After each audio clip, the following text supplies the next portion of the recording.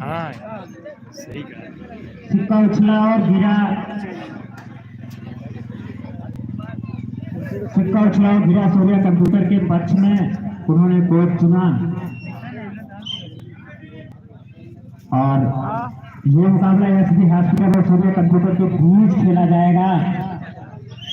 और SD hospital की तरफ से रेड करने गए खिलाड़ी और सूर्या कंप्यूटर के खिलाड़ी उनका इंतजार करते हुए पकड़ने की कोशिश करी है। उतना ही चुस्त दुरुस्त और फुर्तीला खिलाड़ी पकड़ने में असफल रहे खिलाड़ी, हाथ नहीं लगा और फिर से एक बार और एसडी हॉस्पिटल का खाता खुला।